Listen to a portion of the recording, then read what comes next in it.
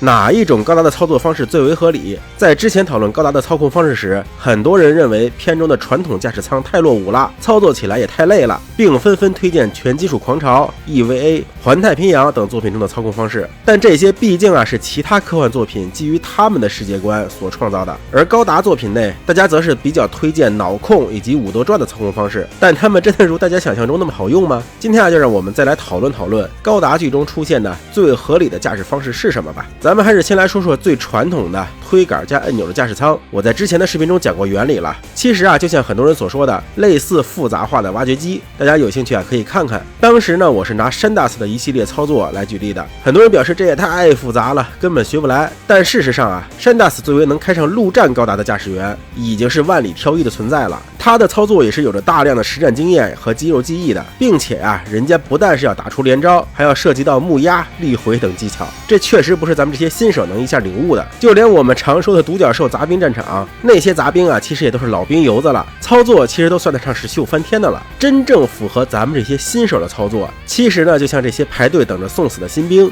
以及这种一堆人站桩输出的。原因很简单，他们也操控不过来，就连基本的移动射击，就算他们在模拟战中练了好几次了，到了真正的战场上，面对着枪林弹雨，那没被吓尿裤子就不错了。不是大脑直接放空，就是手脚不听使唤。而且别提新兵了，就算是有的 ace， 战场上也有情绪激动的时候，也就只会推杆捅以及推杆捅了。但事实证明，你就算是只把推杆捅这一个操作练到位了，那也是能有相当不错的战绩的。这时有人说了，那说来说去，这不就是证明了传统驾驶方式太复杂，不适合新人吗？那为啥不去考虑更先进的脑控驾驶呢？嘿嘿，你以为传统的驾驶对新手不友善，脑控就对新手友善了吗？咱都不提脑控技术的准确率以及在战场上的抗干扰能力了，就假设这些问题在高达宇宙的科技树中都解决了，设备完美了，那你能解决你自己的问题吗？要知道，大多数脑控设备的驾驶员都是 New Type 或者是强化人，他们所发出的脑电波强度是远超于普通人的，这样才能让设备顺利运行。就算有的设备亲民一些，普通人也能用，那你能保证你的脑子在战场上那种嘈杂的环境中会那么听你的使唤？人脑终究不确定性太多了，就像你控制身体时，很多动作其实都是通过肌肉记忆下意识完成的，而当这些动作都需要你的大脑来进行操作时，所需要的思考量就远超出你的想象了。更别提由于一些特殊的因素导致你的大脑放空走神。如果是传统驾驶舱你还能下意识的靠肌肉记忆推一下推杆来进行移动，而一旦全靠脑控，你当时大概率就整个人愣住了，在战场上就是活靶子一个。所以脑控这个东西学习成本是远比你们想象中要高得多的。你就这么想吧，学习开挖掘机和保持看到漂亮妹子能不动任何歪脑子的状态，哪个更难？不是我说相信大多数人看到漂亮妹子，别提能做到不动歪脑子了，估计那一瞬间你把孩子名字都给想好了。就这还想开脑控机？先出家学一下四大皆空吧，然后再来说说武斗传这种，说白了就是体感操作。这个东西其实完全经不起推敲。机械延迟有多少？机械是否能够完全实现人体的极限动作？机体摔倒了，驾驶舱里的你会有什么反馈？操作服如何让你模拟机甲现在的姿势？如果你当前的姿势与机甲严重不符，每次都需要先归位再重新制动，在战场上是不是破绽也太大了？如果你不归位，身体与机体之间的误差如何弥补？等等等等。所以说单看高达作品，武斗传这种显然是太异想天开了。那铁血怎么样呢？这种介于脑控和传统操作之间的驾驶方式确实相对合理一些，但问题就是太费驾驶员了。普通人估计打不了几场就已经和后期的3名一样了，你人缘再差点，连高达阵估计都体验不到。这穿越过去爽几把以后就当植物人，属实有点不值得。而像其他作品，比如水星的魔女什么的，那说白了就是极大程度的加强了 AI 的辅助能力，这个才是正道。但原理其实又跟传统驾驶舱差不太多，只不过 AI 更强大，你的操作更加简洁。你看这说来说去还得是传统驾驶舱加 AI 的组合，其他那些花里胡哨的属实不适合咱们这些普通的穿越者。好了，今天视频这么多，希望大家多多点赞支持，我们下期再见。宇宙那么黑，高达在作战时是如何看到彼此的呢？说实话，兄弟们，问我这个问题属实有点超纲了，这已经跟高达设定关系不大了，这完全就是科普范畴的话题了。是谁逼你们来问我这个问题的？是你爸逼的还是？我妈逼的。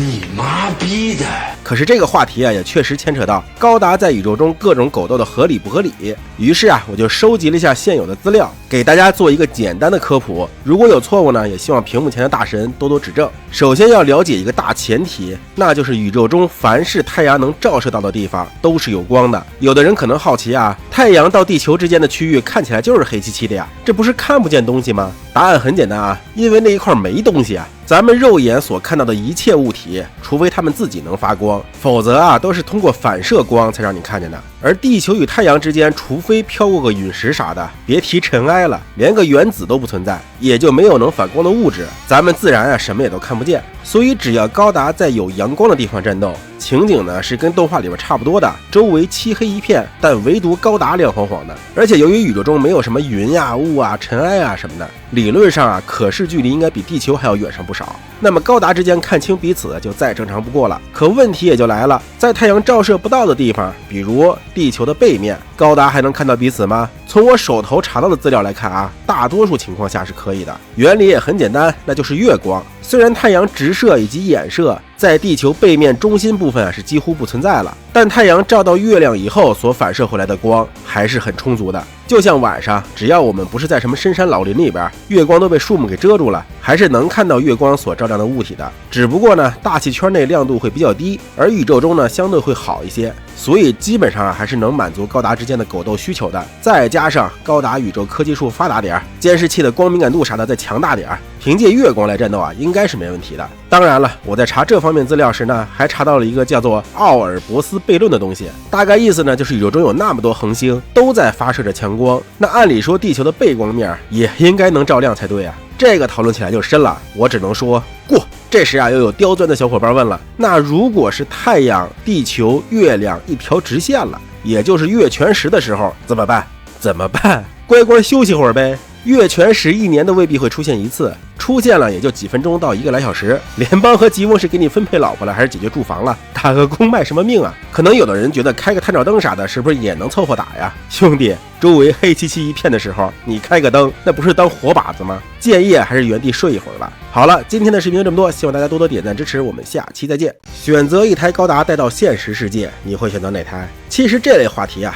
与其说是讨论选择什么样的机体，不如说是讨论你想要做怎样一个人，再根据你的行为选择合适的机体。所以啊，此话题讨论的方式就显而易见了，根据你的性格来选择机体。咱们一个一个来啊。守序善良指的是遵纪守法、乐于助人、为人民服务的，基本上呢属于是跟着政府走的，以宣传本国国力为主的。那显然啊，就是闪光高达这样的奥运会机体最为合理了。本身设计出来就不是为了杀戮的，外观呢又很正，适合拿来做宣传，基本满足了守序善良的需求。当然了，魔女里边那些学院派机体啊，也是类似的道理。中立善良就是总体还是很善良的，但由于你的善良会抵触一些来自高层的命令，算是比较有想法的。但要注意的是，你不能太过分的强大，这样啊会被高层所忌惮，就像阿姆罗一样，一直被联邦政府防着。这种呢比较适合像死神这样的机体，能够执行的任务种类不算太多，主要都是斩首行动，定点消灭个别穷凶极恶的人。而实在不想执行上级的命令时呢，还可以开个隐身跑路，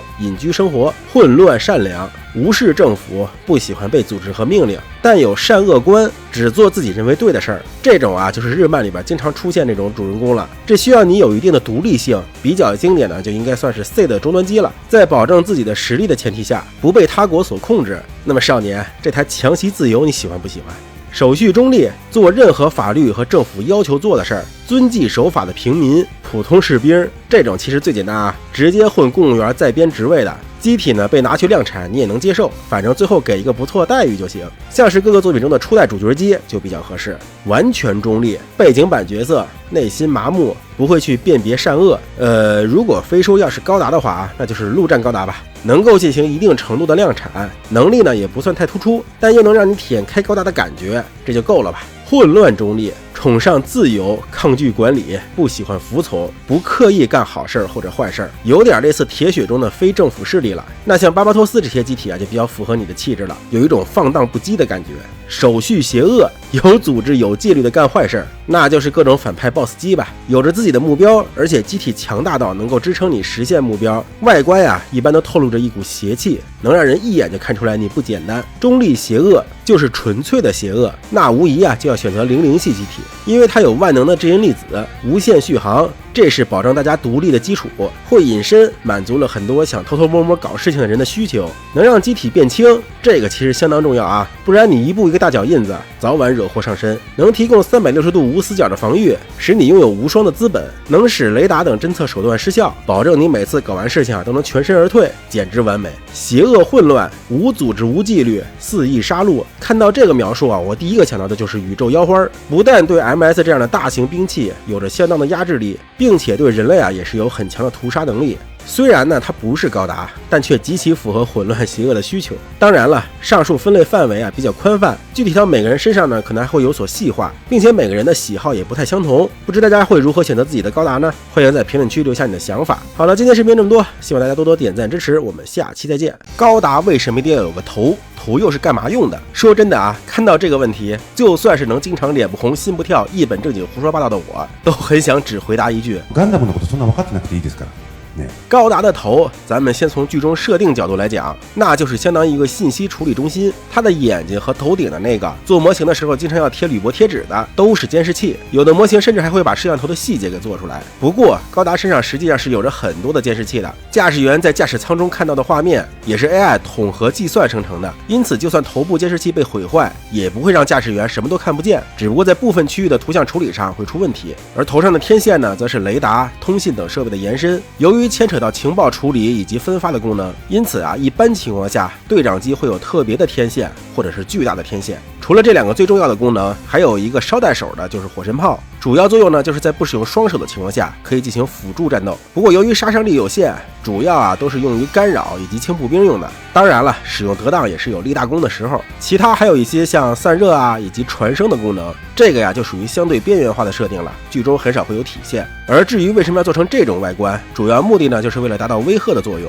毕竟是日本动画，参考的是日本的武士盔，结合高达超强的实力，当时的吉翁军基本上一看到这张脸，直接就尿了。白色恶魔实至名归。好了，我编不下去了啊！下面是我的真心话，它是人形机甲呀，兄弟们，谁家的人形玩意儿没有个头呢？没有头的还叫人形吗？别的不说，就像这个没有头的吉姆，出玩具你会买吗？好了，今天视频这么多，希望大家多多点赞支持，我们下期再见。高达为什么一定要有双腿？腿又是干嘛用的？回答这个问题之前，先把刷腿都是装饰品的人都给我插出去。其实很多问出这个问题的人，大多啊是认为双腿在战斗中发挥不了什么作用，还会增加着弹面积，属实鸡肋。然而硬要说的话，它还真确实有一些优点的。在讲优点之前，我们先要了解高达宇宙的基本设定，毕竟是科幻作品嘛，总要有一些想象出来东西作为基础，不然就换不起来了。然而这个基础呢，就是超强硬度的材料。就算是早期的作品中，无论是元祖的月神钛合金，也就是高达尼姆合金，还是扎古的超高张力钢，它们的坚韧度以及单位质量都是当今材料学很难实现的。就像大家吐槽的，一台18米高的人形机甲，本体才20-30吨，全备重量也就60-70吨，它的材料还要能支撑双足行走所带来的压力，实在太不合理了。没办法，咱们看这部片子就要接受它的科幻设定。上面一关过了，就到了制作组可以口胡的领域了。在高达世界中，人类写出了支持机器人控制姿态的系统，也就是翻译成中文就是动态质量自动平衡控制，使机甲在无重力且不使用推进器的情况下，可以轻松实现姿态调整。举宇宙中的例子可能比较难理解，我觉得可以参考一下猫猫为什么每次落地都能迅速翻身，就是靠四肢以及腰的扭力，让自己永远不会背着地。宇宙中的动作原理虽然完全不同，但是达到效果是差不多的。还有一个优点，就是在高达宇宙中有米氏粒子的存在，其他高达系列有其他的原理啊，反正就是会让雷达失效。在这一大前提下，需要经常进行可视距内的战斗，甚至是近身白刃战，那么腿的优势啊就更明显了。相较于传统车轮，它在复杂地形的适应性更强，基本上只要调好参数，绝大多数的地形都能畅通无阻。这时有人说了，那做成以漂浮为主的不好吗？那还真未必。首先，在陆地和小行星带等地方作战时，脚是可以用来做机体缓冲的，而如果是纯漂浮加喷口，就很容易遇到规避不及时而直接撞上去的情况。其次，长时间漂浮推进对能源的消耗也更大，相对来说，使用腿加喷口的组合就可以兼顾节能和紧急制动两个需求。这时又有人问了，那为什么不做成4足行走的兽形呢？确实，兽形无论是爆发力还是着弹面积都比人形有优势，但是兽形的占地面积相对较大，在狭窄空间战斗很容易卡住，而且格纳库压力也会更大。另一个就是人形能让人类驾驶员理解当前机体的状态，毕竟行动方式相同，采取各种动作与反应也更符合直觉。还有一个优势就是解放了双手，至于为什么一定要用双手，那当然是要等之后的视频再讲了。不过最后要说的是，高达作品中人形机甲这一理念，毕竟是在很多科幻设定的前提下才诞生的，与现实世界肯定有很大差距，大家也没必要太在意合理性了。导演能编出来一些理由已经算是不错了。好了，今天视频这么多，希望大家多多点赞支持，我们下期再见。高达为什么一定要有胳膊？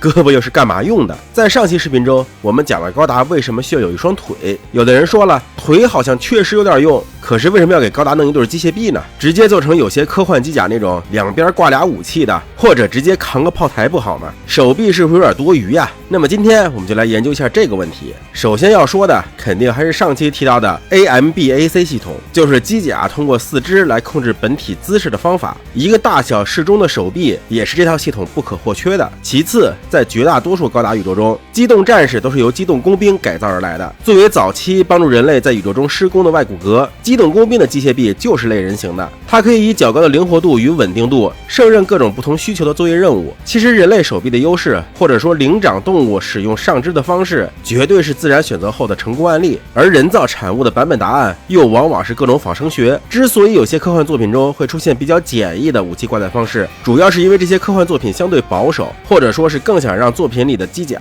符合当代人的直觉。而一旦我们把目光放远一点，当人类解决了机械臂操作以及强度等问题以后，事实上它的优势还是很明显的。首先，在战斗准备时，机动战士就可以挂载各种武器，通过手臂在不同情景下选择性使用。而如果是传统的武器挂载方式，则是每次出击前就要定好用什么装备，并不能根据战场需求随机应变，尤其是近战类武器。其次，在战斗中，机械臂可以完成各个角度的射击需求，且不需要整个上半身都做出大幅度的摆动，减少驾驶舱的不必要移动。而传统的武器挂载，如果想换攻击方向，则需要整个机身都调整角度，而就算加入了双轴可动，也会面临着各种角度限定。最典型的例子就是，假如左手弹药打空了，此时左边来人，你想用右手来攻击，就要整个转动上半身，而机械臂呢，则是可以直接在胸前就完成方向变更。这个差距到了战场上可以说是致命的。最后呢，在机体摔倒或者是需要紧急着陆时，手臂可以辅助身体完成姿态调整以及软着陆等动作，而并不需要像传统机体那样，一旦摔倒就必须要靠推进器才能起来。你总不能指望着连机械臂都造不出来的机甲来个鲤鱼打挺吧？这也是保证人形机甲能够灵活战斗的根本。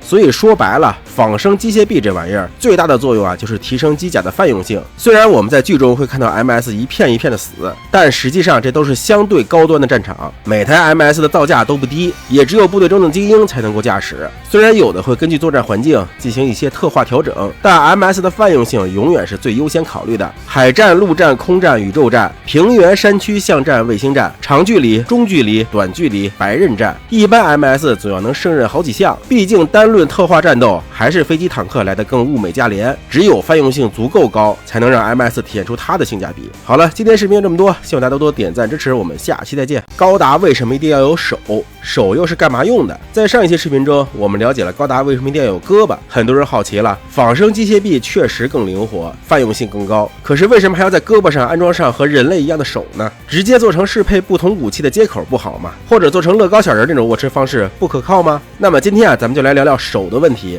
先来说说为啥不用简易的武器接口，这个其实很好推测。如果只是做成简单的接口，那么武器的使用角度就会完全依赖于胳膊肘与肩部的关节，灵活性要大打折扣。而如果在连接处下方做一个类似手腕的关节的东西，那么连接处的稳固程度又容易出现问题，到最后就会发现还是直接做个机械爪抓握更实用。那么该做成什么形状的机械爪呢？其实我们仔细观察早期的机动工兵，就会发现他们其实已经用上了五指可动手了，只不过只配备了一个，另一只手则是工程用的三爪大钳子。而联邦这边生产的适用型钢夹农也是三爪的。其实在工程领域，三爪形状确实是相当科学且实用的了，因为它不但提供了相当的抓握力度以及稳定度，同时呢也满足了很多细微操作的需要。可是为什么在 MS 第一次交战的时候，吉翁这边却让 MS 双手都换上了无指可动手呢？原因很简单，之所以他们之前会不约而同的使用三爪手型，不是三爪手型更好使，而是无指可动手技术难题更多。吉翁这边是因为有米诺夫斯基博士的帮助，因此呢研究出第一批 MS 就带有了无指可动手，可是足以配合无指可动手的武器还没来得及研发，因此呀才使用了工程手臂来临时进行实战演练。而联邦那边就更惨了，由于一直以来的闭门造车对 MS 的重视程度呢又不高，因此初期全部使用了技术较为成熟的三爪手型。可是光从这三爪持枪的画面中，我们就能凭直觉感觉到，三爪握持步枪这种武器时，显然稳定度是不太够的，更别提未来可能会出现的比拼机体力气的白刃战了。想要稳定握持武器，手掌以及足够的手指数量，那是必不可缺的。那么拥有更高 MS 科研水平的吉翁，为什么要选择无指可动手呢？为啥不是4指、6指、7指？说来说去啊，还是仿生学。为什么是5指？这个问题啊，早在泥盆纪的时候，老天爷就已经拿地球的各种生物做实验了。当时有许多类似鱼的4足动物，每只手指数量都不相同，有5根的、7根的，甚至有13根的。但最后自然选择下来，除了少数4根和6根的，绝大多数动物啊都选择了5根手指了。虽然后期他们有的会将手指简化，演化为鸡蹄动物或者是偶蹄动物，但凡是要使用手来操作工具的，基本都保留了5指的配备。虽然5指是一个非常复杂的结构，这一点相信 AI 绘画领域啊已经是相当领会了。而最终进化成人类的这一只生物，是用上千万年时间攻克了它的使用方法。那么当科学家攻克了5指可动手的操控方式，也自然可以直接照抄答案。当然了，这里可能牵扯到许多生物学的知识了，这方面我是纯外行，具体优势大家可以在弹幕或者评论区补充。总之结论就是，用手来握持武器，在稳定度和灵活性上是远超纯接口的，而5指呢又是目前看来在解决技术问题以后泛用性最高的手型，因此 MS 使用5指可动手也是顺理成章的事儿了，不然还怎么10指相扣啊？好了，今天视频这么多，希望大家先来说说传统的实弹武器，比如步枪、火箭筒这一类的。不管他们有没有瞄准镜，高达要把它们举起来，大多数情况下是为了让枪与肩平行，用肩膀来抵消后坐力的。就拿陆战高达这不起眼的豆豆枪来说，在高达的比例下来看，这似乎啊像是一把小水枪。然而呢，它其实是口径为100毫米的机枪，也就是说打出去的子弹只要能命中有效部位，都是能单发解决一辆坦克的，其后坐力可想而知。你看剧中男主在对付扎古时，就算距离不算太远，且有火控辅助，单手持枪的时候，那弹道啊也是突出一个狂野，从下半身打到了上半身，像极了玩 CS 时用 AK 连射的我。随后呢，他改成了双手握持并与肩平行的射击姿势。你看这弹道一下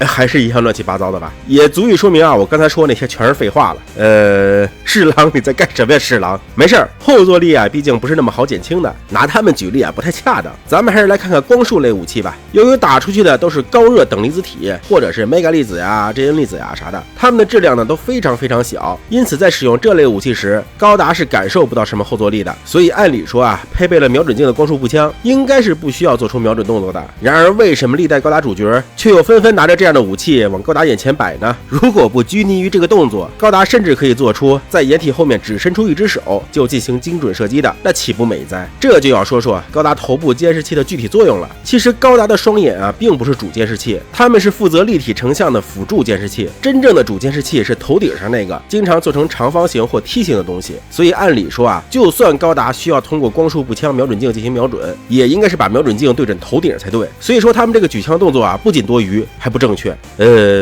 其实吧，什么步枪啊、冲锋枪啊，对于超精准瞄准需求啊不算那么高，所以要解释为啥要看镜头，还得看咱们大狙。其实无论是大狙还是光束步枪，在做精准射击动作时，驾驶员都会拉过来一个单独的小屏进行单独瞄准，因为如果在主屏上直接放大目标，容易丢失附近的视野，这样就很难照顾到自身安危。所以单独瞄准的小屏不但可以观察远处的目标，还能随时看向主屏幕，这样呢更能二者兼顾。那么我们就要讨论这个小屏的图像到底底是如何采集的了。常玩游戏的朋友们应该知道，第一人称和第三人称的准星是完全不一样的。第一人称的准星，你能瞄到的地方就肯定是能打到的地方，而第三人称的准星有时会出现准星在目标上，而射出去的子弹呢会被其他的物体挡住的情况。而高达拿着武器射击，其实从一定意义上来说，有点类似于第三人称射击，因为你头部监视器所看到的东西与枪上面瞄准镜看到的是完全不一样的。所以如果小屏幕的内容也是通过主监视器来的，那自然要把枪放到头附近，才能保证视野内容一致。可问题来了，如果小屏幕上的内容是枪准镜上提供的呢，那岂不是根本不需要扯什么主监视器的事儿？ガンダムのことそんな分かってなくていいですから。ね。好了，今天就口胡这么多啊，希望大家多多点赞支持，我们下期再见。嚯，这变形金刚帅啊！买高达这里的价格啊，在线下店里边也算是很便宜了，还有好多参赛作品展示。第22届中国国际模型展览会，地点北京展览馆，时间4月19号到21号。有条件来的模型爱好者们千万不要错过啊！我逛了一下午，虽然没买啥，但整体的感受啊真的是特别好。像这些不是模型的，估计大家也不怎么感兴趣，我就不多拍了啊。一进门的这个变形金刚就挺有意思，可以自动变形，还可以戴在头上面当变声器。现场工作人员小姐姐还会手把手的教你这怎么玩。旁边有可穿戴变形的钢铁侠头盔，走进去以后，各种航模、车模、军模展台，看的人啊那是眼花缭乱。模型爱好者的血脉啊来这基本都是秒觉醒的。有孩子的朋友呢，也可以带孩子来开车，玩玩车，学挖挖机。就像我之前视频说的，开高达的本质就是开挖挖机。想让孩子以后能够当上 MS 驾驶员，从小就要打好基础啊。然后来到咱们最关心的机甲类型模型区，速堂这里就算我下午才到，那也还要小小的排一下队。里边像是手办啊、潮玩啊、拼装模型啊，各式各样的品类不少。高达拼装模型啊更是重头戏，每盒模型上面呢也有价签，价格呢都还不错，大多数呢就跟海鲜市场带个邮费差不多。不知道早上来会不会有更便宜的啊？反正我这下午来肯定是赶不上了。线下店最大的优势就是你能看到之前可能你想买，但是由于没货，价格挺高的，一时没有舍得买，结果后来呢忘了的产品，就比如这台 HG 沙地利，当初想买的时候啊，我记得要300多了，这来了才发现居然货量还挺足，估计前不久刚再版。其他一些热门的 RG、HG 啥的量也不少。MG 的话比较多的就是卡海牛、卡莎、卡 Z、魔蟹、老虎，还有各种种系的，数量真的非常多。话说的 TV 拂晓居然要500多，这是真不便宜啊！而 HG 拂晓只要155，打开一看，嚯，亮晃晃的，还是电镀的，这家伙性价比真心不错啊！最便宜的还有这种55的 HG 吉姆，买回家可以组个吉姆小队，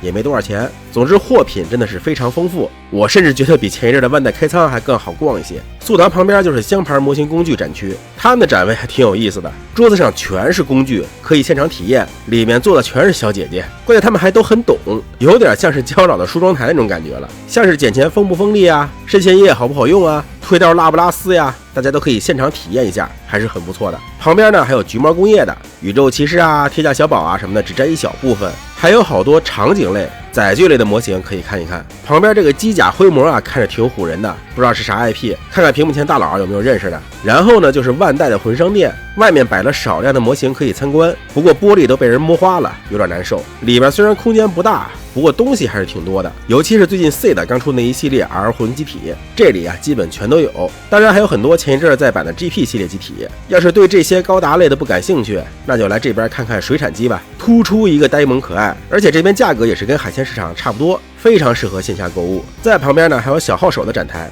可以看到不少变形金刚的灰模，中间呢还有很多小比例变形金刚拼装。其实他们家产品啊挺有意思的，预涂装很到位，速组出来效果啊也非常好，感兴趣的朋友可以过来看看。这边还有猛哥的一些 EVA 产品，不过只有展示，连工作人员都没有，只能看看了。最后啊，大家还可以过来看看这个参赛区，其实作品水平啊差距也挺大的，有的各种阴影涂装、战损涂装，有的啊就是平喷改色，也有配色比较魔神的，我倒是觉得挺好啊，突出一个亲民，看了以后呢，能让你有一种下次我也来过来亮亮相的冲动。不过拍下来我是真的不得不感叹，机动条子的粉丝真是比想象中要多很多呀，有场景的没场景的，机动条子爱好者啊真的是可以来线下来交流交流。其他呢还有好多车模呀、航模啥的，我就不一一展示了，毕竟这些我确实不太懂。这个周末大家抽时间过来看看吧，这回啊还有夜场，有跳蚤市场啥的，只不过要单独买票，想淘货的可以晚上来哦。